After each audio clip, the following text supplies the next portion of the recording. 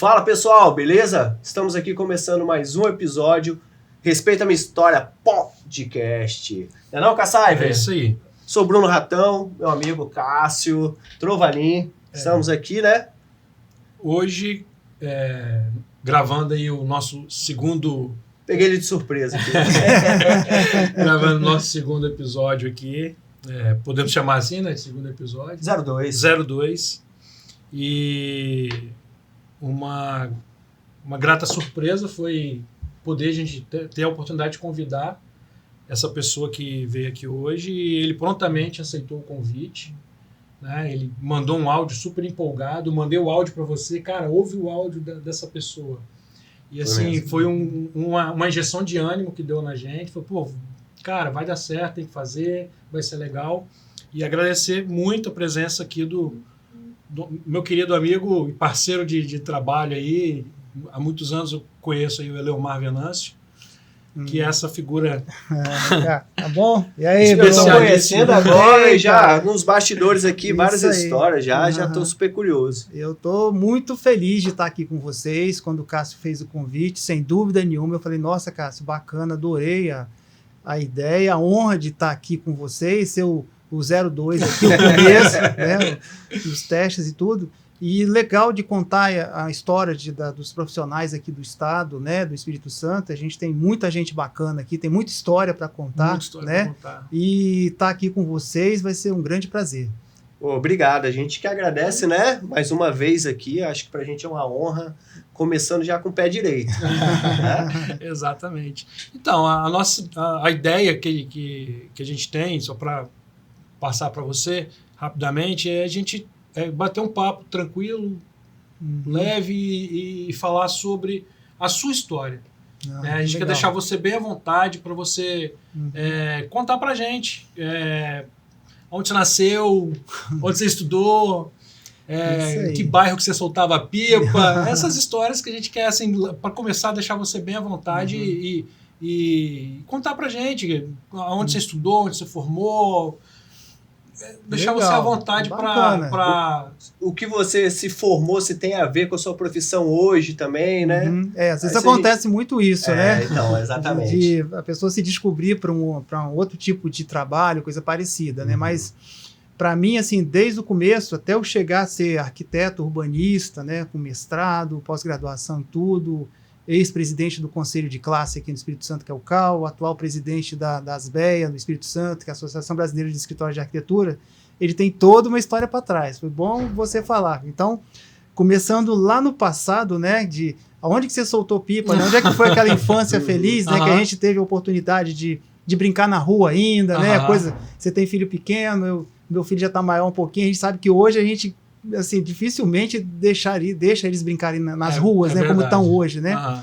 Mas na minha época, assim, as brincadeiras eram de rua mesmo, né? Então eu tinha uma família muito bacana, tinha um irmão mais velho, uma irmã mais nova. Desculpa te cortar, mas você não falou da onde? Eu tô aqui. Eu ia chegar lá. Você vai, é esse suspense mesmo. Isso aí.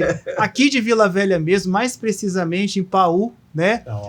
A gente ficava ali, logo depois, a gente acompanhava a travessia de barcas, né, para Vitória, né? Então Vila Velha praticamente passava por Paú para chegar até Vitória, né, que era a capital, né, o centro, né? Quando a gente queria comprar alguma coisa, eu vou ao centro, né? Você já sabia que você ia atravessar de lanche e ia até lá. Então a gente teve a felicidade ali. Paú é um bairro muito bacana, tem lá um campo de futebol que é referência do estado, que é o campo da Leopoldina. Então, quando os adultos deixavam a gente jogar ali, cara, era como se tivesse entrado no Maracanã, cara, assim, sabe? Aqueles moleques ali jogando naquele campo grande, que a trave era lá do outro lado, até você chegar com a bola lá, já era uma outra história.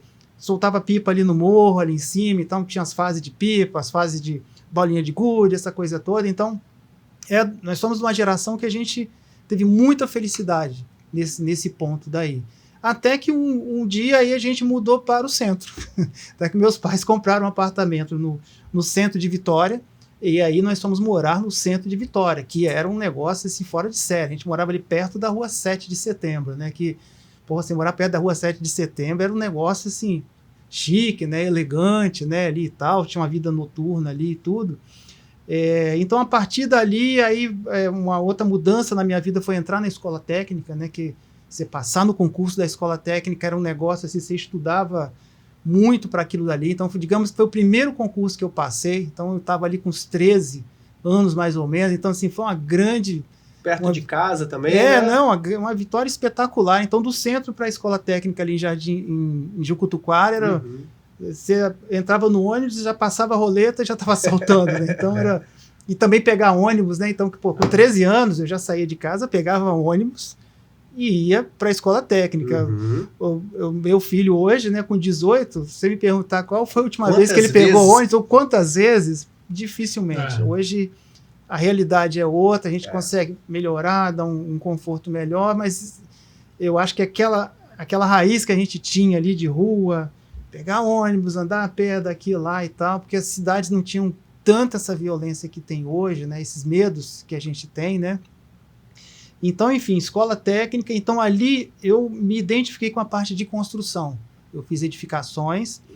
Então, ali você trabalhando com visitas à obra, estudos ali tal de construções, os primeiros desenhos, projetos. Então, ali eu vi assim, puxa, meu caminho é aqui. Gostei disso. Gostei disso, exatamente. Aí eu me identifiquei. Terminei lá o 2º grau, fiz o estágio em obras, trabalhei um pouco com construção e tentando fazer vestibular para arquitetura. E era difícil, só tinham... Aí era uma faculdade só, que era a UFES, né? Então eu tentei algumas vezes o curso de arquitetura, não conseguia, e quando eu falei assim, não, essa é a última vez, não vai dar. Aí eu não passei. Olha só, que curioso. Eu não passei, me mudei, fui morar fora do estado, fui trabalhar com construção, para você ter ideia, em Roraima, em Boa Vista, quando ainda era território. Aí eu tô lá trabalhando com construção, abri uma vaga na UFES para arquitetura. E aí eu lembro que eu recebi um telegrama lá em Roraima, naquela época era telegrama, né? O telegrama, minha mãe ligou também, você tem que estar aqui. Eu acho que era tipo assim, 3 dias depois. Só que eu não estava aqui do lado. Você tinha que voltar, então. Eu estava lá depois da Amazônia, né? Lá para cima, né? Então foi assim, eu tinha que tomar uma decisão. Poxa, eu largo tudo daqui. Eu já estava começando a me organizar lá, que a gente tinha parentes lá em Boa Vista na época. Boa Vista na época que era território ainda, né? Você deve ter estudado o Cássio, eu não sei, né? Que você lembra disso, que tinha os territórios, né? Que era Roraima, Amapá. E eles não eram estados ainda. A Constituição de 88 que transformou, né, em estado. Então era curioso isso. Eu estava num território, né, fora, né? E aí eu tomei a decisão, falei assim, não, eu quero arquitetura mesmo. Aí larguei lá o que eu estava fazendo, voltei, assim, eu já estava trabalhando e já com salário, tudo certinho lá. E eu ia voltar para uma vida de estudante, que eu sabia que seriam 5 anos, né, de faculdade, que você ia ser estudante, dificilmente você ia receber alguma coisa, talvez um estágio, né, de alguém ali e tal. Mas assim, eu não tive dúvidas. Abri mão, voltei pro estado. Conseguiu chegar nos 3 dias? Consegui chegar. E não é só chegar nos 3 dias, tinha que levar os documentos lá, se apresentar com os documentos para segurar a vaga. Porque essa vaga, ela saiu assim, caiu do céu.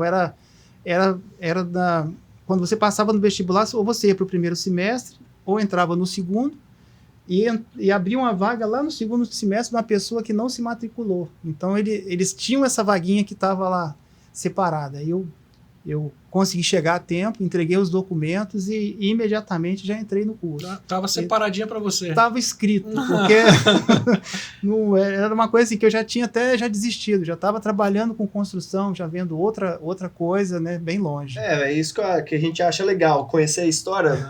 São detalhes, mas que faz toda a diferença. Isso. Imagina se você não tivesse tomado essa decisão de, não, vou ficar aqui, já tenho meu salário, tá bacana, já desistir. Querendo ou não, você já tinha desistido, já tinha tirado meio que da sua cabeça, mas a sua raiz, o que você queria mesmo... Foi essa a verdade. Essa verdade, né? Você sintetizou bem, porque assim, era o que eu sempre sonhei e de repente eu falei assim, puxa, não era para ser. Então tô aqui, já tô organizando a minha vida, já tinha em outro local. Isso, a palavra é essa, tinha aceitado. E aí apareceu, a janela abriu de novo, falou assim, tem uma oportunidade aqui, corre aqui. E aí foi. E para você ver, não tem nem 10 minutos que a gente começou E o Bruno, antes da gente começar, ele perguntou assim, Cássio, o Eliomar é daqui do estado? Eu falei, rapaz, eu vou saber hoje. Por isso que ele me deixou mais curioso, eu rapaz. Eu vou saber hoje. Porque ele foi contando a história, eu falei, tá, ele vai falar que é carioca, que é carioca, que é daqui, que é carioca. Por isso que eu te cortei, porque eu já tinha perguntado pra ele. Eu sou aqui do estado mesmo, e é bem curioso. Na minha geração, eu nasci em 66, as pessoas que eu conheço desse ano, que nasceram em 66, quase todo mundo nasceu na clínica do Dr. Arnaldo, ali na Praia do Canto, que hoje é o Boulevard, né? Foi construído, foi demolido. Então me parece que ou você nascia ali ou nascia em casa. Porque todo mundo né? De lá. Esse ano você nasceu, que legal, nasceu o mesmo ano. Você é de onde? Eu sou de Vitória e nasci ali na Praia do Canto, eu já sei, na clínica do Dr. Arnaldo. E foi bem legal. Ele pariu ali uma geração, né? Falando assim esse termo, assim, mas foi bem bacana isso daí. Eu acho que era o que tinha na época ali, né? Que era esse formato de maternidade, né? Sim. Opção também, né? Eu acho que não tinha... Para a época, né? Verdade. E Eliomar, o Bruno, você ia perguntar? Não, agora eu fiquei curioso. Ele, voltou, né? Recomeçou.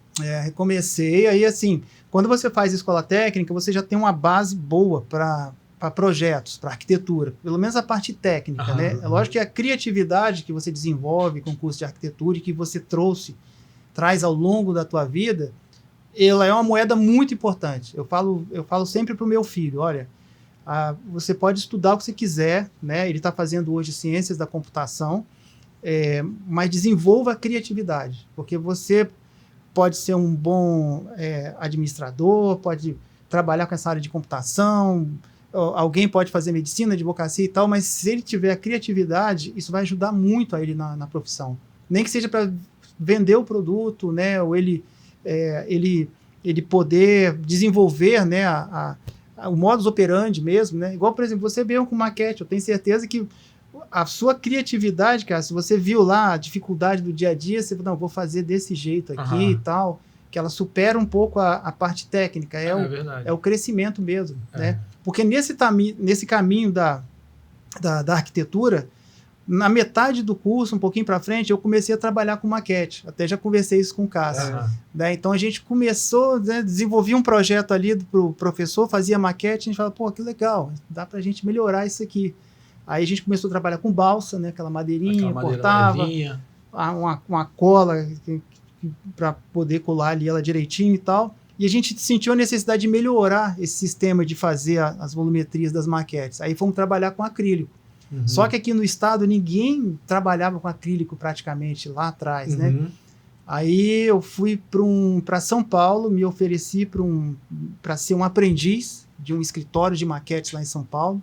E na época o Geraldo Dudziak, era um polonês e um japonês, né? E aí eu lista telefônica, aquelas páginas amarelas, né?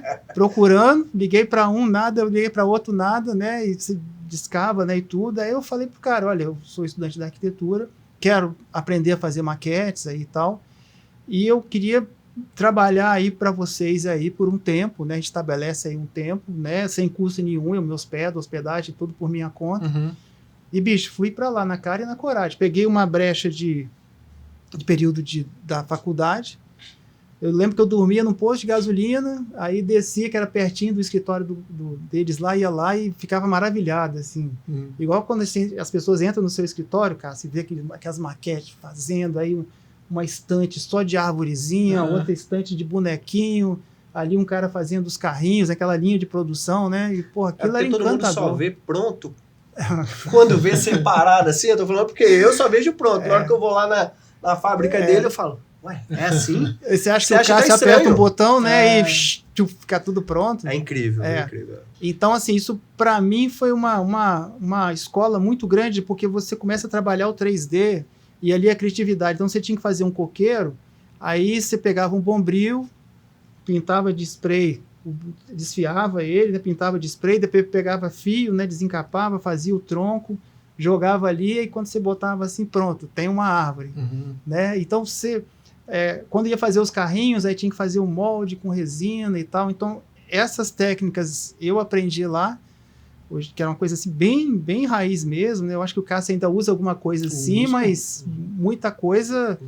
Vocês têm lá o computador que dá mais precisão, né? Hoje a tecnologia ajudou muito, facilitou um bocado. Era o estilete para cortar o acrílico, cara. Então, pô, Mas eu ainda peguei 10 anos de estilete e régua paralela antes de qualquer máquina laser. Tá vendo aí, ó? Mas para você chegar no estágio que você está hoje, né? Que aí você tem uma estrutura espetacular lá, né? Que o Cássio atende aí o Brasil inteiro.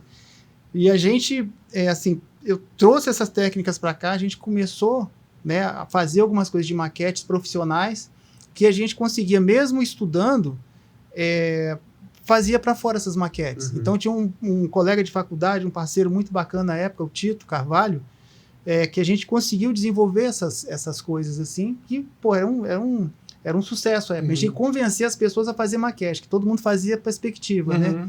E aí a gente falou assim, poxa, vamos fazer a maquete ali e tal, aquele preço de estudante, né, aquelas coisas todas. Então, assim, e também foi muito interessante que a gente começou a ter contato com o mercado de trabalho. Você entregar um produto. Mas isso você tá falando, você tinha quantos anos? Ah, não, aí eu já estava na faculdade, já tinha 22 anos, mais ou menos. Entendi.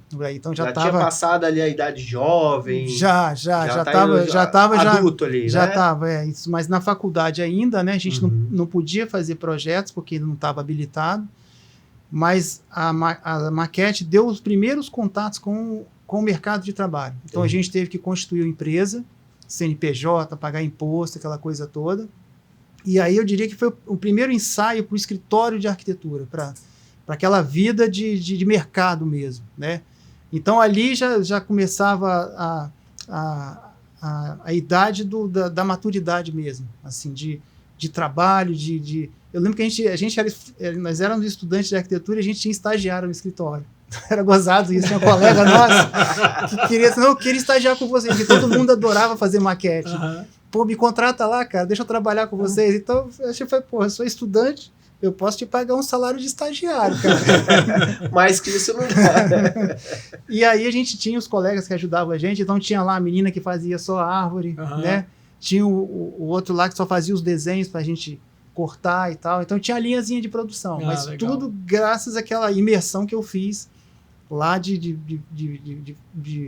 se enfiar no escritório para poder aprender isso. Ou seja, aí eu falo isso pro meu filho, assim, tem a parte de ousadia de você não esperar que as coisas venham até você. Você vai atrás, vai buscar. O que você está falando, na verdade, é para se diferenciar, né? Ter criatividade, ser ousado, para se destacar no mercado hoje que está querendo muito disputado. Acho que em todas as áreas, vamos colocar assim, né? Então, pô, você foi correndo... desde sempre, né? Desde sempre, exatamente. Desde sempre. A sua história aí deixa bem claro isso, que, pô, não foi por acaso. Você teve uma ousadia gigante, né? E o escritório de maquete antecede o escritório de arquitetura. Foi exatamente. A gente acabou, assim, praticamente, quando formou, a gente já tinha, como eu falei, tinha um CNPJ, já tudo arrumadinho, a gente transformou para arquitetura. Mas aí o que aconteceu? Aí a gente contratou mais gente para ajudar a gente a fazer maquete. A maquete, você também sabe, lá atrás ela era muito braçal. Então você dependia muito tempo ali em cima, cortando as peças, colando, pintando, né? Então tinha que ser a gente mesmo. Mas a gente conseguiu ensinar para algumas pessoas que a gente veio meio que para gerência, assim. Ficou meio que tomando conta de longe. E aí sobrou tempo para fazer projetos. Aí devagarinho a gente começou pegando alguns projetos. Foi migrando. E a parte de maquete passou a dar muito trabalho, e dá trabalho fazer maquete. É como você até falou brincando, eu achei que isso aqui tá pronto e tal, mas tem uma construção civil aquilo ali. Total, construir um prédio, né? Então, você tem toda uma produção ali. Não, ele só sem querer te cortar, mas o Eliomar, quando ele vai lá na empresa, você percebe o respeito que ele tem pelo trabalho. É óbvio, todo mundo admira, mas assim como o Bruno, muita gente não tem noção do processo de produção. Exato. É como você já trabalhou com isso, você já lá, e ainda naquele nível de maquetista raiz, você sabe o trabalho que dá para desenvolver aquilo ali. Até hoje, nos dias que a gente tem tecnologia e tudo, mas é muito trabalho para fazer uma maquete. E eu chego, ele pega e fala, Cássio, vou gravar aqui. Pode gravar aqui? Isso aqui pode mostrar? Aí ele vai gravando, ele se empolga e ele quer, Ele aprecia isso. Isso me lembra muito meu começo de carreira. Exatamente. E em determinado momento eu tive que abrir mão, porque exatamente estavam aparecendo muitos projetos e o projeto a gente consegue... você consegue fazer, não vou dizer com menos esforço, mas você consegue lançar mais a bola. Você cria ali, desenha, passa para o pessoal para fazer a produção, volta para você, você dá uma olhada, devolve. A maquete eu era meio enjoado, eu ficava em cima ali. Eu ia até perguntar assim, eu que sou leigo, quanto tempo para fazer uma maquete nessa época aí? Hoje acho que tem alguns cálculos que já são mais adiantados, vamos colocar. Não, mas nessa época era bem mais tempo, porque você cortava peça por peça manualmente, aí você colava, tinha que esperar ela secar, depois você botava outra peça e ia. Era coisa assim, talvez de uns 2 meses, mais ou menos, para você fazer uma maquetezinha assim. Um prédio. Você fazendo de vez. É lógico que o Cássio tem os prazos dele, que ele já faz na sequência, mas assim, separando, porque a gente não conseguia fazer mais que 2 maquetes de vez. Era sempre fazia uma, entregava, pegava outra, fazia. Então, era aquela... você só pegava a próxima quando você fazia... Não tinha assim, um espaço grande também. Por isso que eu estou perguntando, que eu, como leigo, vamos colocar... Beleza, 2 em 2 meses você consegue fazer um. Então, por ano, você faz 6. Na nossa velocidade lá era assim, mas o Cássio tem mais tecnologia e ele tem mais gente treinada, né, sem dúvida. Mas também a complexidade da maquete não era tão grande quanto é hoje. Hoje ele está servindo cafezinho e água gelada a maquete dele. Você olha para o prédio, tem luz aqui, luz ali. Lá dentro do apartamento. É o abajur. Mudou muito. Mudou. Então, muito detalhe, né? O grau de exigência naquela época não era tão grande quanto hoje. Hoje o diferencial é o andar que sai, né? Ele vai lá, puxa o andar igual uma gaveta assim, do prédio. Quero ver esse andar aqui. Aí puxa assim e vem ali o andar inteiro, né? Entendi. Então, a briga deles complicou hoje mesmo, é fazer um troço diferente mesmo. A gente tinha essa questão do prazo de entrega quando era algum evento, uma feira, ou coisa parecida, né? Então, aí naturalmente foi migrando para projetos. Aí a parte de maquetes ela foi diminuindo, e aí a de projetos ela foi crescendo. A gente começou a fazer projetos para o interior do estado, né? Então você tinha que viajar e ir e voltar e tal. Então isso demandava um tempo de visita. E o projeto, ele é mais ao contrário da maquete, a maquete tem sempre uma data de entrega. Maquete por causa do evento, uma feira do imóvel, um lançamento de um evento, uma feira, que a gente, como eu falei, que a gente fazia sempre maquetes de feira, bicho, você tinha que entregar naquele dia. Então você vinha virando noites para entrega. O projeto, você já tem um processo mais tranquilo, né? É lógico que o projeto ele tem umas datas limites de entrega, mas ele tem uns prazos mais estendidos, é mais tranquilo. Então você tem ali um nível de estresse um pouco menor. Né? Tem ali um nível de estresse, mas um pouco menor do que a maquete. E aí uma coisa que acabou surgindo foram obras. Uma coisa no escritório assim, de arquitetura que migrou também. Aí mais um salto. Foi obras que apareceu assim, entrou um sócio no escritório que já trabalhava um pouquinho com obras, o Marcos Correia, e ele trouxe essa veia de, é legal a gente fazer obra. Mas a gente ficava assim, poucos arquitetos aqui no estado fazem obra. Mas vamos embora. Aí pegamos de um projeto que a gente fez de uma casa, a gente entregou essa casa pronta, na chave, e era um processo assim, desde a fundação até o telhado, bicho, a casa quase que mobiliada, pronta. Então, foi um processo muito interessante. Então, a partir daí, eu passei a ficar mais à frente das obras no escritório, né? Então, e aí eu passei a gostar bastante desse negócio de obra, de tocar obra. Tanto é que até hoje, meu escritório, metade dele é obra. Então, eu tenho lá a parte de executiva de projetos e tem a outra parte que são obras, né? Que as pessoas às vezes não vinculam o arquiteto à obra, né? Uma coisa curiosa, mas é muito comum aí fora do estado os arquitetos estarem à frente das obras mesmo. E para mim surgiu isso e eu trouxe isso assim, há muito tempo. Aí você forma a equipe de obra, o encarregado, o eletricista, a parte de hidráulica e tal. E aí eram obras mais tranquilas, né? Ali e tal. Aí eu danei a fazer obra de loja. Aí vem mais um salto. Que obra de loja, ela tem data para inaugurar. Então, às vezes, por exemplo, eu fiz a loja da Adidas no Shopping Vitória, lá em 2008, se eu não me engano. E aí, a gente tinha 22 dias, eu lembro desse prazo, 22 dias para entregar a loja no osso. Assim. E no shopping? No shopping, que só trabalha depois da noite. Por que esse prazo? Porque os móveis, ali era curioso, o projeto da loja foi feito na Argentina. A Adidas é uma empresa multinacional. Então, o projeto, ele chegava para a gente em castelhano na loja. Ele era feito na Argentina. A sede da Adidas, se eu não me engano, estava no Panamá. Era um negócio meio louco. E os móveis estavam vindo da China. Então, o navio já estava chegando no Brasil com os móveis da loja, que eram móveis modulados, né? Então eles não precisavam de ter medidas exatas, né, e tal. E aí, ele chegando no Brasil, os contêineres já iam ser desembolados e mandados para Vitória. Então, ou seja, depois desses 22 dias, os móveis chegavam. E aí, se a loja não tivesse pronta, ia dar uma zebra danada. E, cara, deu tudo certo. A loja, a gente conseguiu, nesses 22 dias, fazer piso, teto, parede, vitrine. Os móveis chegaram, e vieram 2 chineses, eu lembro disso até hoje. Os caras, eu entreguei para eles a chave da loja à noite, né? Falei, amanhã cedo eu volto. Obviamente, a gente falou lá no inglês meio ralo com eles. Né? Rapaz, no dia seguinte eu cheguei lá, cara, a loja toda montada. Porque eram móveis, assim, padrão mundial da Adidas, muito bem estabelecidos, assim, de montagem, cliques, né?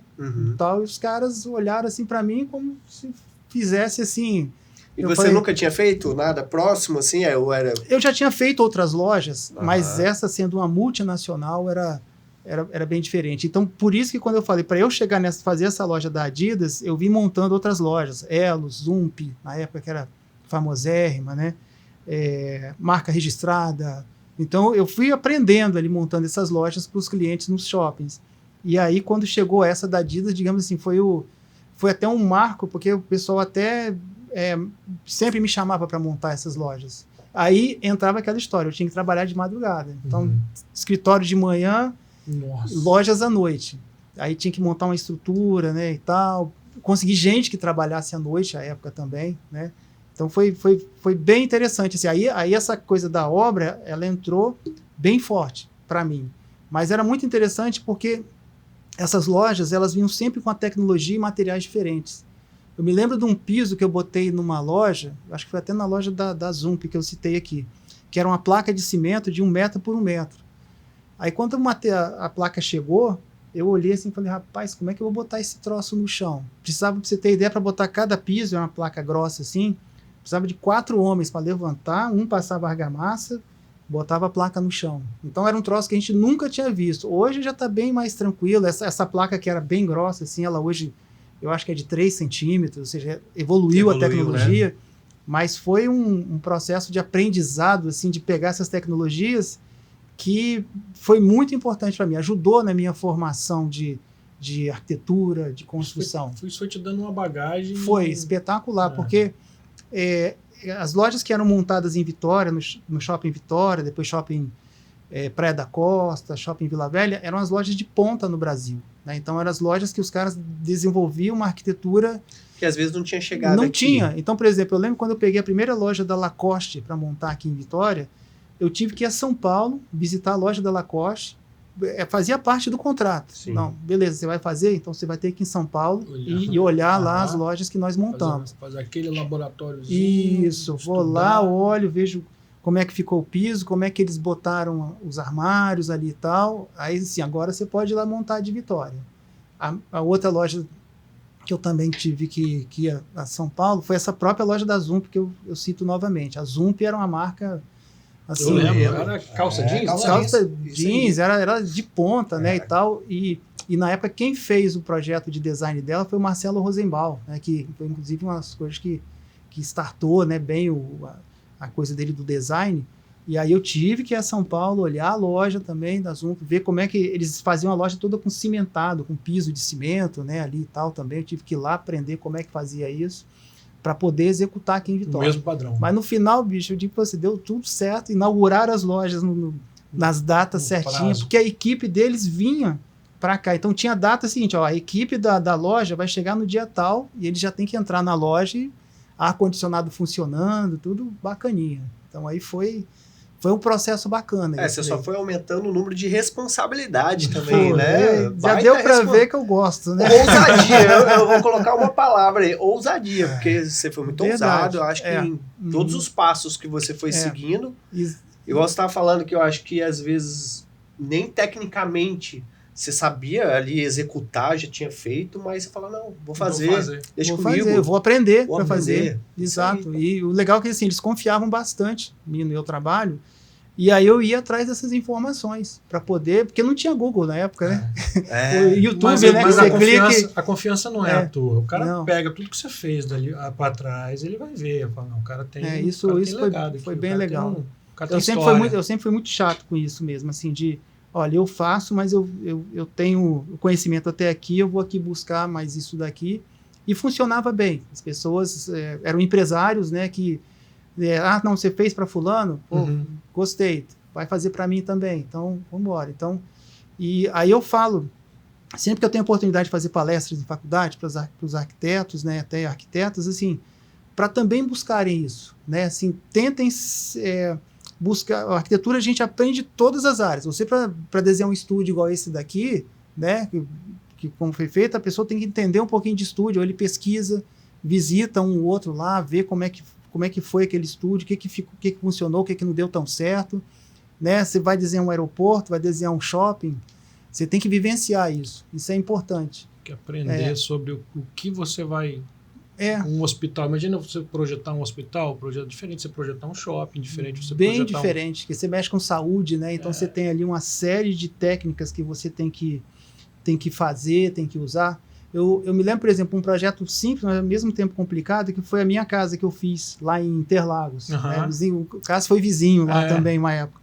Então eu fiz essa casa, assim, uma casa pequena, mas assim, foi muito legal porque eu fiquei dentro da obra. Eu vi cada sapata sendo cavada, instalada, a parede subindo, a ideia das cores no final, qual telhado usar. Mas você chegou a testar alguma técnica que você ainda não sabia? Você falou, não, vou testar para mim antes de fazer para algum cliente. Eu testei. Eu queria fazer uma textura na fachada da casa, né? E aí, não tinha grana para comprar textura. Naquela época, o que eu fiz? Eu fiquei lá do lado do peão. Cada vez que ele rebocava a parede, eu vinha com a vassoura e passava a vassoura. Então, eu fiz uma textura de vassoura ali. Ficou muito boa a textura que está lá. Já vai dar 28 anos que está... Obviamente, eu pintei por cima, mas a textura, a marca dela, ficou lá. Então, assim, aí foi o teste. Aí, e aí eu mostrava para os clientes, você quer uma textura igual essa daí? Então, olha, é assim, assim, assim que faz. E deu super certo.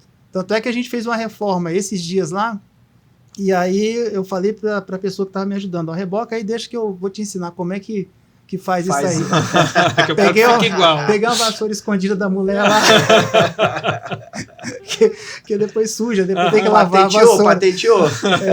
E deu certo. Mas assim, aquele negócio, para a gente, você tem que fazer, e aí entra aquela coisa seguinte, eu com a casa pronta, eu comecei a estudar melhor casas. Então hoje, se você me perguntar assim, qual a arquitetura que eu mais faço, que eu sou mais demandado a fazer, é residencial. Então eu faço muitas casas, é muito legal, adoro desenhar casas, mas é porque há quase 30 anos atrás eu fiz a minha casa, moro nela até hoje, e aí você vê, né, o vento entra por aqui, cruza, eu abri a janela ali, deu certo, essa iluminação aqui podia ter sido melhor, essa cor que eu usei aqui podia ter usado essa, fiz uma escada metálica com madeira, que pô, é show, ficou bacana até hoje. Quantas vezes você já mudou a sua casa de 30 anos para cá? Rapaz, você achou assim, pô, isso aqui eu fiz, mas... Preciso melhorar, preciso ajeitar. Quem mora em casa sabe isso, que apartamento é mais difícil, né? Quando você mora em apartamento, você não tem muito o que fazer ali. Mas casa, bicho, você muda o jardim, você muda a esquadrilha, a janela, você faz uma outra pintura, quebra uma parede, né? Então, lá mesmo, assim, eu ampliei, obviamente, dessa primeira casa, eu fui ampliando ela, né? Já tinha um projeto na cabeça de como que seria essa ampliação, mas, assim, você vai ajustando. Casa, você não para. Mas aí, antes de você entrar nesse assunto das casas, que eu sei que você faz muita casa espetacular, como que surgiram os livros? como que foi o primeiro livro, como que você escreveu, quantos livros você já escreveu, quantos você já publicou? Olha, eu estou hoje no 5º livro, mas o primeiro de todos eles foi esse daqui, né, que é o Minha Casa Sustentável, né, esse é um livro que ele é recomendado para alguns TCCs, né, de arquitetura, né, ele está em Portugal, vende bem em Portugal, né, então, ou seja, ele é um livro que eu tive uma parceria bacana com o arquiteto Adriano Segantini, que ele é um livro todo desenhado, todo... Aqui por coincidência, abri a minha casa, ó. Não estava marcado não, hein, gente, ó. Eu abri, ela apareceu aqui. Então, ele ficou um livro bem leve de ler, né? O que acontece? Esse livro foi bem curioso, porque eu tinha no escritório escrito eu tinha escrito um manual de sustentabilidade que a gente entregava e desenvolvia os projetos em cima desse manual. Como conservar água, como gerar energia, né, questão de ventilação, iluminação, lixo. Então, a gente tinha isso no escritório. Aí, um belo dia, numa outra atividade minha, que é o futebol, eu me contundi. Rompi o tendão, né, cara, jogando futebol. Aí, tive que ficar uns 30 dias parado, cara, assim, ou sentado, não podia andar muito, ou deitado, assim. E aí, quer dizer, que eu parado, meio inquieto, falei, vou escrever alguma coisa. Aí eu peguei aquele manual lá atrás, que eu tinha falado para vocês, que tinha umas 30 páginas, mais ou menos, desenvolvi esse manual para 222 páginas. Né? Escrevi e falei, quem sabe... Aí melhorei, né? Comecei a andar, mandei para uma pessoa para poder fazer a revisão ali e tal. Ele falou, cara, muito legal, agora você tem que arrumar umas imagens. Aí eu fui atrás do Adriano Segantini, que já trabalhava para mim lá no escritório, um parceiro bacana. Ele foi desenvolver... Eu conheço o Adriano. Não, Adriano, cara, gente boa demais. Aí ele desenvolveu algumas imagens em cima de uns projetos que a gente tinha feito no escritório. Juntei isso daí, levei para uma editoração, foi feita a editoração, mandei para São Paulo, né? Uma pessoa lá em São Paulo olhou a boneca, né, que a gente chama, e falou, cara, tá muito bom o trabalho, e o melhor de tudo, acho que ninguém no Brasil ainda fez um trabalho desse na área de sustentabilidade. A gente está falando disso aí de 2008, 2010. Rodamos os exemplares, então saiu esse primeiro livro. Eu também tinha um negócio, né? Meu pai tinha escrito alguns livros lá no passado e tal. Eu falei, a gente tenta sempre chegar perto, né, do que o pai foi, né? Raízes. As raízes, né? Que foi muito legal. Tem meu nome, né? Meu pai, então isso é muito bom. Muito legal. E aí saiu esse primeiro livro, foi um sucesso bacana, e aí não parou até hoje. Aí saiu o segundo livro, o terceiro. Tá na segunda edição. Exato. Ele vende bem, por mês até vende bem, tá? Eu pensei assim, vou fazer um livro assim, vou dar para os parentes, né? Aquela coisa toda. E assim, acabou virando uma coisa profissional mesmo. Então, é bem legal. Então, foram saindo os livros. Esse aqui é o 5º livro que saiu agora, que é um livro que fala como construir com containers, né? Que é uma demanda do mercado bem forte, né? Que também... Eu comecei a trabalhar com container alguns anos atrás, fazendo alguns projetos, né, de lojas. Quinto. Esse é o 5º livro, é o que mais recente. Esse aqui é o primeiro, esse é o primeiro, o quinto, Primeiro filho, depois você quinto, também. Os outros estão aqui atrás, que são esses aqui, ó. Esses outros 3. Mas assim, e esse tem uma demanda bacana, tem saído bem exatamente por ser um equipamento de sustentabilidade, que são os containers. Tem um apelo visual fantástico. Você vê, quando você passa pela cidade, você vê uma loja com container, você memoriza. Ele dá uma... É diferente. É diferente do que tem de tecnologia construtiva por aí. Então, eu voltei de Florianópolis agora, esse fim de semana, e quando você anda lá em Florianópolis, tudo. O sul já está muito bem trabalhado com isso. Tudo. É lavanderia, é salão de beleza. Restaurante, lanchonete, centro comercial. Então, assim, eles estão hiper desenvolvidos. E aqui no Sudeste a gente já tem muita coisa bacana. Aqui no estado já tem algumas coisas legais. Vila Velha está vindo bastante coisa também. Está tendo isso. E para construir, você tem que ter umas técnicas. Não é só chamar o serralheiro e manda ele cortar. Não. Achei bonito, encaixa esse aqui. Isso. Não vai dar certo, né? Você tem. Eu explico também como comprar, porque ele é um material usado. Então, alguém vai vender, você vai em algum lugar comprar esse container. Então, eu explico o que você tem que olhar num container para não te dar tanto trabalho, para saber se está bom. Você vai recalchutar ele? Vai, mas de repente, dependendo do que você comprar, você vai gastar muito dinheiro recalchutando, aí não vale a pena. Aquela maquete que nós fizemos recente para você, de uma casa de um cliente seu, ela tinha um container em cima. Tem, aí eu brinco um pouco com isso. Então, por exemplo... Você misturou? Misturei. É uma casa que a laje dela, a gente botou um container lá em cima, né, para fazer um estúdio. Tem uma escola que vai inaugurar, eu acho que esse ano, a escola do estado, eu acho que vai ser a maior escola do estado, uma escola, eu acho que se eu não me engano, são para 1.000 alunos, tempo integral, uma escola muito bacana, que é um projeto que a gente fez em Laranjeiras, na Serra, que eu fiz ela em desníveis, e o último andar lá em cima, eu fiz um local aberto, com piso verde, para as crianças terem aula de biologia ao ar livre, e no meio dela tem um container. Aí o construtor estava assim, pô, como é que eu vou botar esse container lá em cima? Vamos construir um lá, cara, vamos dar um jeito. Mas eles estão fazendo uma obra muito bacana. E aí é um container, imagina um container todo grafitado, assim, bem jovem, né? Aquela coisa toda. E aí, por isso que eu tô falando, o container, ele tem várias utilidades. Tem imagem no seu Instagram disso? Eu tenho imagem. Tem? Aí eu passo para vocês aí, de repente, se ele... Vamos ver se o Marquitão coloca aí, ó. E é muito legal isso, porque é um material... Opa, o Instagram aí, ó. Ali, as musas ali, a Eliana, Nicole Balsa, Nicole é a nossa cliente. Ali são clientes?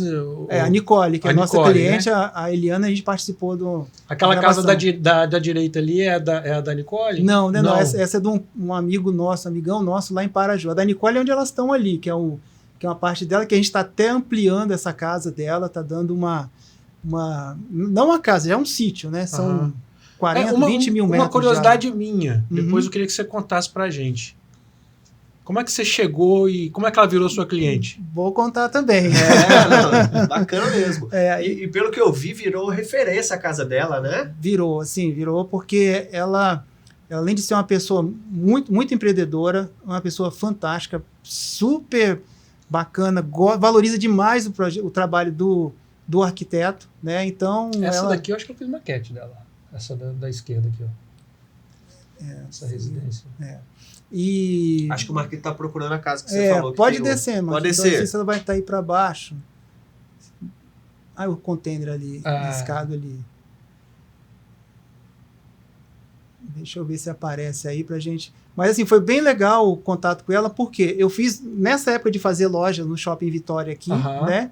Fiz uma loja que ela veio para a inauguração dessa loja. O cliente contratou, até o Elton, que é aquela casa ali de cima, contratou ela para ser presença VIP, para inaugurar a loja. Entendi. Cara, ela chegou na loja, então, modestamente, ela ficou encantada. Com ali, loja. a Casa Baus, ali, eu acho que tem um videozinho.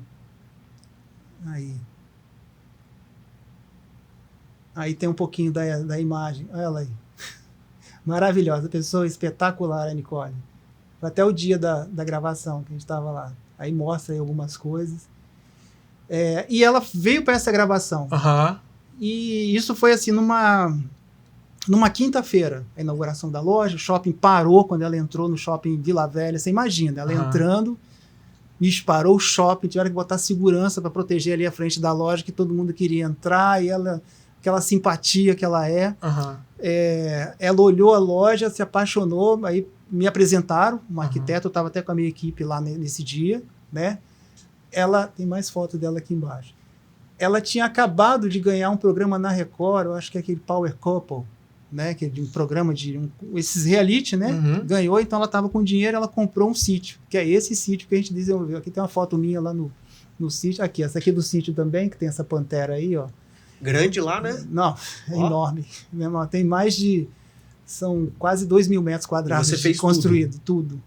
Desde ela comprou o sítio com uma casa assim, bem antiga, que a gente praticamente assim... Não existe. Não existe mais. E depois ela comprou o sítio do lado e duplicou o tamanho, né? E tá virando um grande estúdio de gravação, né? O sítio dela, assim, que é um business que ela montou. Isso na quinta-feira ela falou, olha, comprei esse sítio, estou precisando de um arquiteto. Você faz alguma coisa no Rio? Eu, claro. Ó a ousadia aí. Mais uma vez. Claro. Esse piso que você instala? Instalo. Aí ela perguntou assim, isso na quinta, quando que você pode ir lá olhar? Aí eu tava com as meninas, né, da equipe aqui do lado, olhei para elas assim, não, esse fim de semana, não é, meninas? Aí ela assim... Cara, no sábado de manhã, a gente já tava lá no Rio de Janeiro, no sítio dela, no começo lá. Olhamos tudo. Já ali eu fiz um briefing para ela, né? A gente passou o dia lá no sítio, passamos um briefing para ela do que fazer. Ela chegou a falar o que ela queria ou você chegou com Não, mais ela assim? tinha dado uma ideia de falar algumas coisas. Mas assim, a gente já chegou, eu diria para você que no sábado a gente teve lá com ela, nós dormimos lá não no sítio, que não dava, né? O sítio não estava preparado para ter espaço para dormir lá. Na semana seguinte, a gente já apresentou isso tudo para ela. A gente já, tipo assim, ela até se espantou com a nossa velocidade. Caramba, mas já tá bom. Fomos ajustando, acertamos essa primeira casa, que é aquela casa que apareceu lá. Aí depois foi aparecendo demanda. Precisa de fazer uma capela.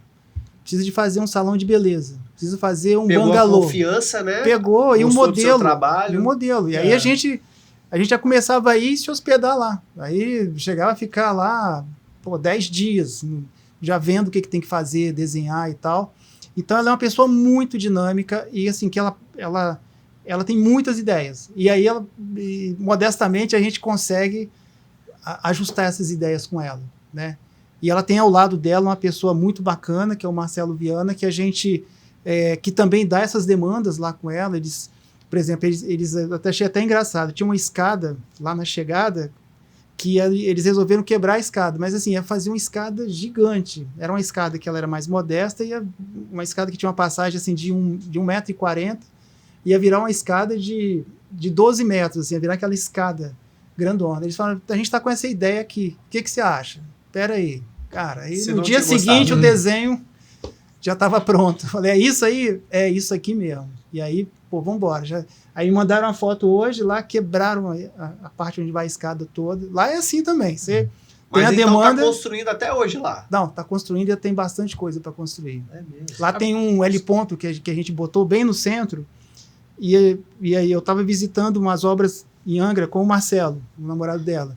Aí ele ia aterrissar com o helicóptero próximo, né? Para eu poder a gente chegar lá na casa. Aí eu falei assim, Marcelo, por que você não estreia o L ponto lá? O pessoal estava virando cimento lá em cima dele, mas ele não estava pronto. Sim. Ele falou, cara, então liga lá pro pessoal da obra, manda molhar em volta, porque o helicóptero faz muita poeira quando chega. Aí os caras molharam o chão assim do lado de cá. Cara, o helicóptero veio por aqui. Pô, rapaz, foi poeira até. Bicho, subiu a nuvem de poeira. Mas assim, no final dá tudo certo. Sujou tudo. Mas é um canteiro de obras lá. Eles são muito empreendedores. Então, a gente está fazendo lá hoje eles chamam de espaço de apoio, que é um estúdio grande, que é um salão para receber as pessoas e que ela pode eventualmente gravar alguns programas lá também.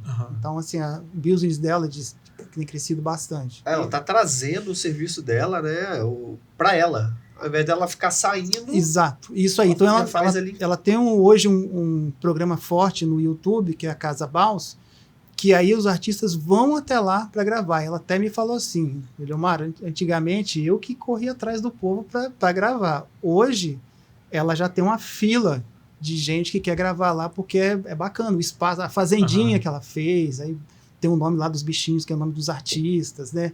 Tem todo o clima que ela criou. E justamente o L ponto, que agora está mais arrumadinho lá, é para o pessoal chegar mais rápido. Mas tem sido muito bacana, assim. Né? E fora que eu acho que deve estar abrindo várias portas a mais, né? Porque você virou referência ali para uma pessoa que é referência. Pô, Eliana lá, né? Mostrando a casa e tudo.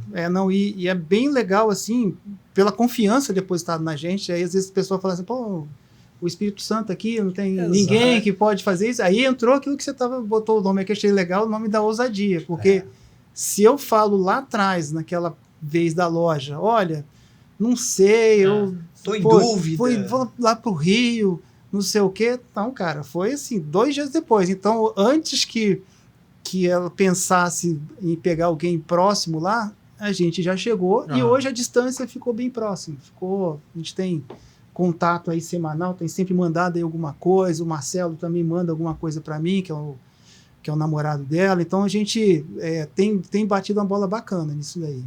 Bacana. Pelo menos assim, o resumão que você contou aí, cara, eu fico assim, caramba, ele teve que pensar várias vezes rápido.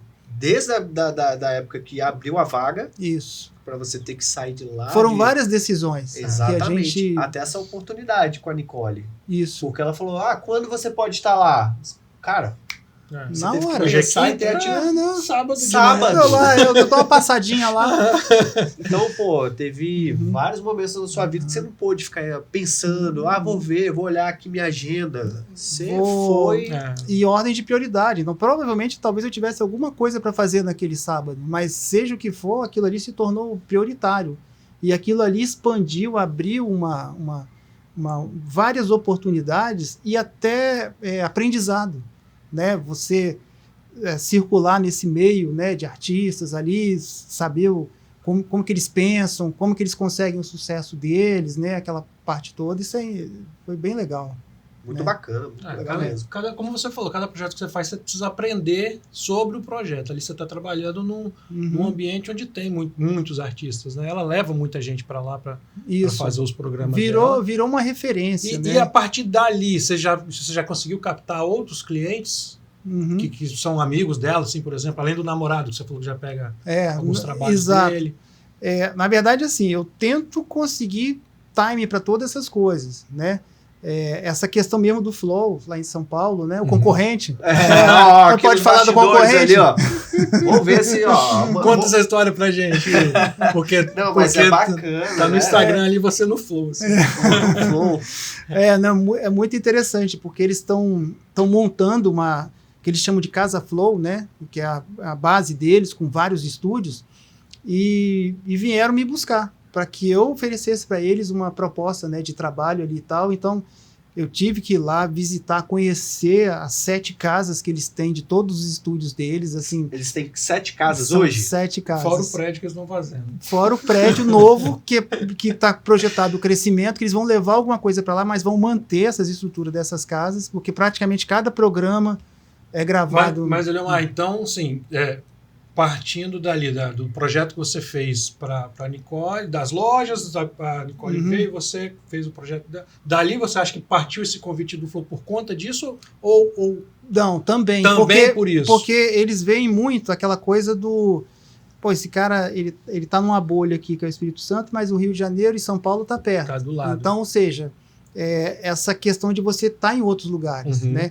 Esse livro, ele me levou a fazer casas fora do estado.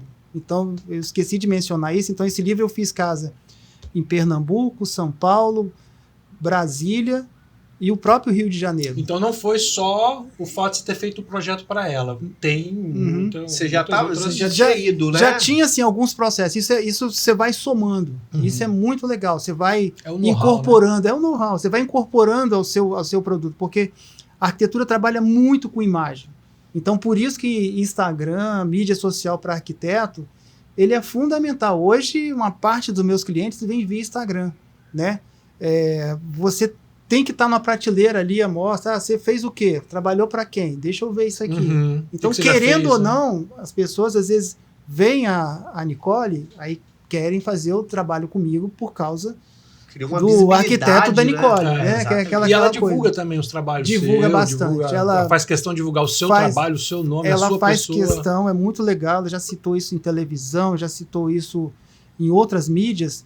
E isso até na mídia dela mesmo, ela tem 29 milhões de seguidores. Nossa. Então, toda vez que ela bota lá alguma coisa minha, que ela sempre divulga lá, então o número de seguidores vem. Mas assim, não é só o orgulho de ter número de seguidores, não, é porque vem trabalho, gente. Se vem trabalho, você se sente realizado. Então, essa questão de usar a mídia social, assim, para o trabalho, o crescimento profissional é muito bacana. E eu também, aquela coisa, quando eu converso com outros arquitetos mais novos e tal, eu falo assim, prepara as mídias sociais de vocês, bota lá umas fotos bacanas, umas coisas legais, mostra seriedade, nada de ficar lá fazendo farra. Você pode ter o Instagram X9 lá da bagunça. Não, tem que ser separado. Mas os clientes, eles vão lá olhar o que você está fazendo, para quem você está fazendo e o que você está fazendo. Isso é uma realidade na nossa área. Outras áreas deve ter isso também, mas na nossa, que mexe com estética, que você entra dentro da casa da pessoa, da família, que o cliente vai te dizer ali como é que ele vive, né, a rotina dele ali e tal, ele quer ter confiança em você. Né? Ele tá confiando, assim, ele vai... vida, né? Exatamente. A família. Igual você está morando 30 anos na sua casa, imagina se tivesse começado ruim. Você já tinha saído. Se eu tivesse, eu fiz uma casa, não deu certo. Você fiz outra, continuando dando certo. Igual eu fui pra restaurante que sai pra almoçar na hora. Vou ali almoçar. Vou ali, mas se você não almoça no seu restaurante, cara... Eu que vou, né? Não dá. Então, isso assim, é bem importante para essa formação do profissional, essa questão visual. A gente trabalha muito com visual, né? Então, às vezes, tem cliente que me pergunta assim, qual vinho que eu estou tomando, né, e tal. Aí, assim...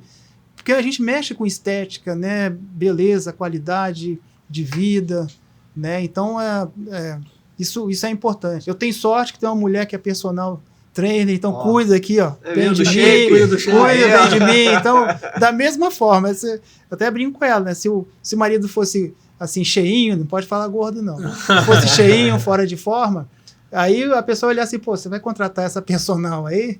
Ou da mesma forma que as alunas dela, às vezes, quando vê lá a nossa casa, falam assim, nossa, que bonita a sua casa, né? Ela fala assim, não, meu marido é arquiteto.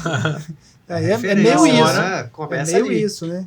Você tem que olhar isso profissionalmente. Né? Mas então, eu fiz essa pergunta de como partiu e acabou desviando. Você estava falando do flow, do que você chegou a ser convidado a participar da concorrência. Da concorrência. Eu fui lá, visitei todos os estúdios, né? São 7 estúdios. São 7 estúdios, 7 casas, assim, espalhadas na zona... Zona Oeste, né? Eles falam de São Paulo. Eles estavam... Esse prédio é justamente ali na Bernini. Então, eles estavam indo para um lugar, assim, mais fácil de receber os convidados, pessoas, né? As pessoas, alguma coisa assim. Além de ser um prédio que vai ser uma referência ali e tal. Eles chamaram 5 escritórios paulistas e mais o meu aqui. Então fizeram a primeira seleção. Aí eu fiquei entre os 3 ali. E aí vai de lá, vai de cá, cara. Infelizmente. Aí bati na trave. Eles acabaram escolhendo um paulista. Eu fiquei assim. Eu tenho contato. Você ficou entre os 3? Fiquei entre os 3. E aí eu tenho contatos com ele. Eles estão em obra ainda. Aí. De vez em quando a gente se falo lá com eles, lá com a parte administrativa, falo, olha, mas tá quase pronta a obra aqui, faz questão de você vir aqui, dar uma olhada aqui para você ver o resultado final. Então, ou seja, é um projeto muito grande deles, desse crescimento de mídia, né? Sim. Eles vão ter até um programa com auditório mesmo, assim, de podcast. Então, assim, é bem uma visão bem legal. Né? De um programa mesmo, assim, evoluindo, né? Antigamente era só Faustão. Cara, então, esquece, bicho. Televisão. Então, assim, dá pra ver o seguinte, dá pra concorrer com os grandes. Na boa, já pensou assim, mesma história, né? Se os caras me chamam, pô, eu vou lá em São Paulo, não. Exatamente. Eu vou perder mesmo, né? Aquela coisa do vira-lata. Não, cara, vou pra cima e bateu na trave. Tá? Bateu na trave. Não, vou dizer que você ganhou. Ué. Você não pegou esse, mas pô, seu contato tá lá, você tá falando com as pessoas ainda, o pessoal te convida para você ir lá, você ganhou. Eu fiquei bem satisfeito mesmo, assim, que aquela coisa assim que só de você ser lembrado e tá lá junto deles e disputando com grandes escritórios. Tinha 5 de São Paulo? 5 de São Paulo. E o seu? E eu aqui, sozinho. Fala mais uma vez. Respeita, né? Respeita a minha história aqui, ó. Exatamente, é isso aí. Pô, demais, que história sensacional. Legal, isso aí, mas não é assim, é que a gente fala, né? A gente ainda tá no meio do caminho ainda tem muita história aí para acontecer, né, e tal. Então a gente tem bastante sonhos ainda a realizar, não só para os outros, para os clientes, mas também para a gente, né, de vida mesmo, né. A gente até brinca, né, diz que arquiteto morre tarde, né. Então você vê que o Niemeyer morreu com 103 anos em cima da prancheta, né, trabalhando, né. Mas é interessante isso. Você viajou recente agora pela associação que você está presidindo, não é isso? Isso. Uhum. E você tirou foto lá com vários arquitetos famosos. Vários cabecinhas brancas lá, cara, caras que eu via eles pela revista Projeto, né? Eu olhava assim, pô, esse projeto daqui do Bott, puxa, esse aqui do Vanuc, do Kronosberg, né, e tal. Então você vê aqueles projetaços dos caras e de repente eu estava do lado deles lá, esse fim de semana, na semana passada. E eu conversando lá com o Bott, ele cara com 93 anos, cara. 93 só. Anos lá. E produzindo? Produzindo, cara. E assim, pô, lúcido, assim, na boa, cara. Assim, é um exemplo muito bacana. Você chegar próximo disso daí, desses profissionais, te dá uma inspiração bacana. Cara, foi bom lembrar essa Associação Brasileira dos Escritórios de Arquitetura. A gente fundou ela aqui no estado esse mês. E são 21 escritórios, 21... assim, não vou dizer os maiores escritórios do estado, mas assim, uns bem posicionados, assim, que tem uma produção muito grande de trabalho, e a gente vai abrir para outros escritórios entrarem também, a gente fortalecer essa entidade aqui no Espírito Santo, e a gente começou com o pé direito, já chegou numa convenção nacional com esses grandes players nacional da arquitetura, que fazem os maiores projetos, né, do país. E aí entrou o aprendizado, de sentar do lado desses caras lá e bater papo com eles de igual para igual. E em off que a gente estava conversando, você falou que essa entidade no Brasil já existe há 50 anos. 51 anos fez agora em junho. E agora... Levou 51 anos para chegar aqui no Espírito Santo. Então ela está no Rio, São Paulo, Minas, Rio Grande do Sul, Paraná, Santa Catarina, Goiás, Pernambuco, Bahia... e Amazonas. E aí o Espírito Santo é o caçulinho. O Espírito Santo entrou agora, graças a esses escritórios aí que entraram junto, aceitaram aí esse sonho, né, da gente entrar e fortalecer a arquitetura capixaba. Isso que vai ser bem importante. A gente ter essa questão da arquitetura e urbanismo assim, bem forte aqui em nosso estado. Que bom, que bom. Muito legal, né? Pô, vai bombar. Vai os capixabas. Demais, que história. Muito bacana. Ó, eu acho que a gente tá fechando com chave de ouro, mas eu fiquei com uma curiosidade só para fechar aqui.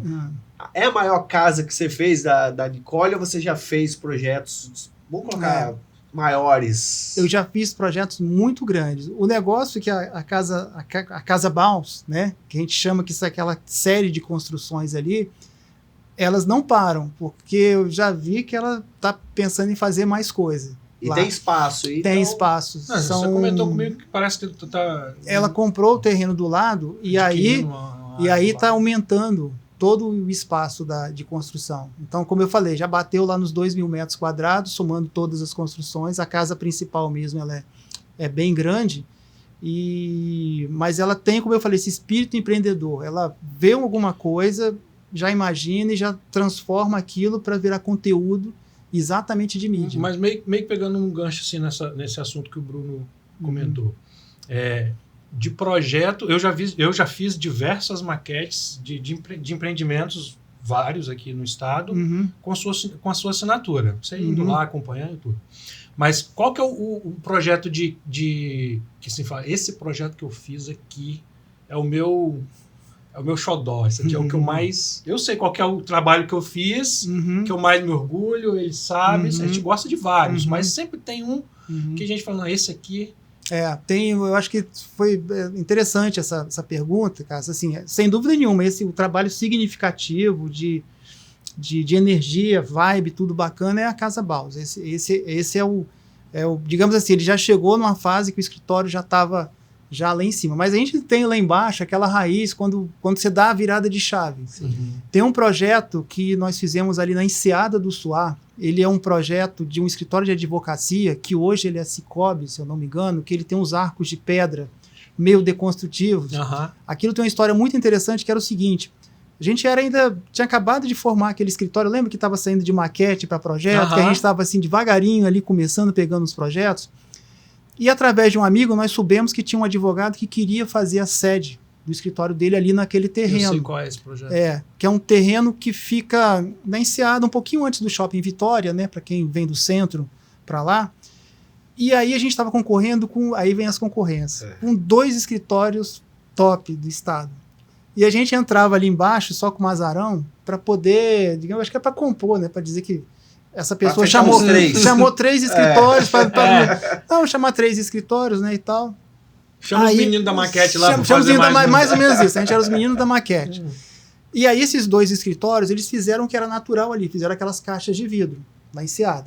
Então, a gente viu depois o estudo deles, né, depois que teve a concorrência. Então, eram caixas de vidro que era natural. E caixa de vidro em 1990 era uma coisa excepcional, né? Você fazia as fachadas de vidro, né? Isso foi mais ou menos nessa época aí, né? 1998, 96, por aí. Aí eu lá rascunhando o projeto, nessa empresa que eu estava, que era Domus Arquitetura, era eu, o Tito, nós falamos assim, não, vamos fazer esse projeto. E quando a gente fez a entrevista com o cliente, ele dizia que ele gostava muito do Fórum Romano. Ele tinha estado na Itália e gostava daquelas coisas de pedra, né, lá e tal, e aquilo ficou na minha cabeça. Por isso que é bom começar ali, né? O briefing, cara, a gente teve 5 minutos com o cara. O cara recebeu a gente assim meio... Tá bom, entra aí. Tá. Cada um teve uma hora pra ser assim. Não, porque os caras eram medalhão, pô. Os meninos, pô, não... Aí, o que nós fizemos? A gente fez a caixa de vidro e na frente dela, a gente usou um muro, que a legislação dizia que o muro não... A altura do muro podia fazer numa altura diversa. Nós fizemos uma... Eu dei a ideia lá da gente fazer um muro de pedra. Mas só que um muro de pedra meio que deconstruído, assim, com os pedaços caídos, coisa parecida. E aí, cara, a gente fez uma ruína. Uma ruína, exatamente. O Fórum Romano estava ali e a caixa de vidro estava atrás.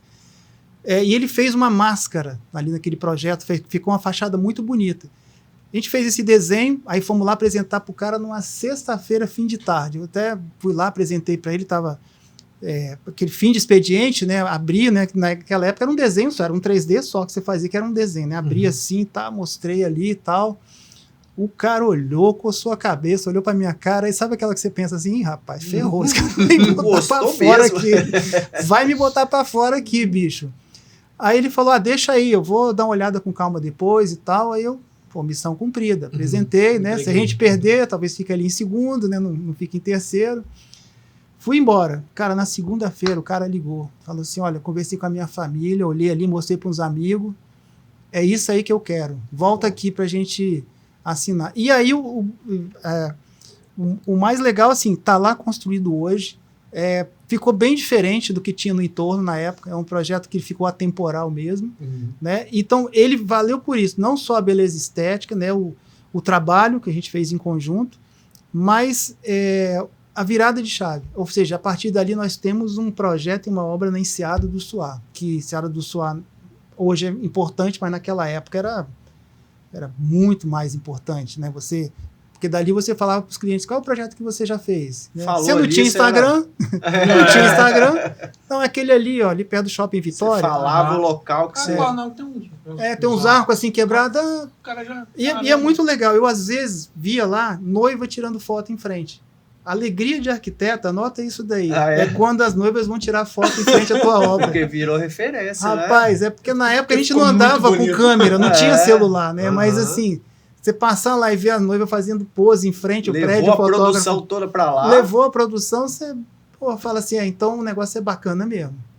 Parabéns. Você ligou o nome da pessoa? Você conseguiu lembrar qual que é o edifício? Ainda não. Eu vou te mostrar. Mas eu devo conhecer, com certeza. Ele falou com certeza, ele fica na avenida principal ali, chegando um pouquinho antes do Shopping Vitória. Uma curva assim. Sensacional. Ele é todo com vidro azul escuro e tem as pedras na frente. Hoje eu tenho quase certeza que é o Cicobi, que ele vendeu, e uma agência VIP dessa, do Sicredi, eu acho. Quando eu perguntei, eu imaginei que você fosse falar sobre esse empreendimento. Como eu falei, não foi só a questão estética, mas a ousadia e o momento. Então, talvez hoje, se eu fizesse um projeto daquele, ele ia entrar como outros, né, ali legal, mas foi um momento de maioridade ali, quando a gente viu que o escritório, ele estava de igual para aqueles 2 medalhões que a gente bateu lá na época. Então, isso foi importante. Demais. Por isso que a gente estava muito afim de tocar isso aqui, porque conhecer a história, saber os detalhes, é igual eu falei, é aprendizado. Eu já saio daqui assim, caraca, ousadia. Cara, tem que pensar rápido, tem que ir pra cima. Eu já sou assim, Rio, São Paulo pra mim é ali, eu vou, não tenho medo. Agora, muito mais. Parabéns pela história, demais mesmo, né, cidade. Muito legal, muito feliz novamente, né, de você ter aceitado o convite. Muito feliz de você ter vindo e contado sua história. Eu jamais ia imaginar que você é de Paú. Tem uma cara de rico, sangue azul. Parece. O campo de sério? Morou no centro. Não, mas, cara, muito legal mesmo, muito feliz. E eu espero que você tenha gostado aí de participar com a gente também. Muito. E é isso. É legal, cara. Eu agradeço demais aí a vocês a oportunidade. Desejo muito sucesso. Eu acho que esse programa aqui, por exemplo, eu até hoje não tive oportunidade de conversar, falar um pouquinho dessa questão de história, para você ver. Eu já participei de alguns programas, alguns podcasts também, mas sempre falando, né? Eu até te perguntei, a gente vai falar o quê? De projeto, de arquitetura? Quantas vezes a gente já contou história? Se viu? Quantas vezes trabalhando a gente se esbarra e conversa, mas a gente só fala de trabalho. Só fala de trabalho. Onde ele nasceu, onde ele soltou pipa, onde ele estudou, onde ele... Entendeu? Então, isso que eu te falei no início, a ideia era essa, era pegar isso, porque para mim, essa novidade para mim também é legal. Saber isso das pessoas que eu conheço, dos amigos, dos convidados, isso vai ser... compartilhar isso, né? Isso que vai ser enriquecedor para quem está acompanhando o programa. Nossa, legal. Bom demais. Obrigado mesmo e muito sucesso aí para vocês, viu? Valeu. Obrigado. Obrigadão. Falou. Obrigado, gente. Valeu, gente. Até a próxima. Respeita a minha história. Podcast.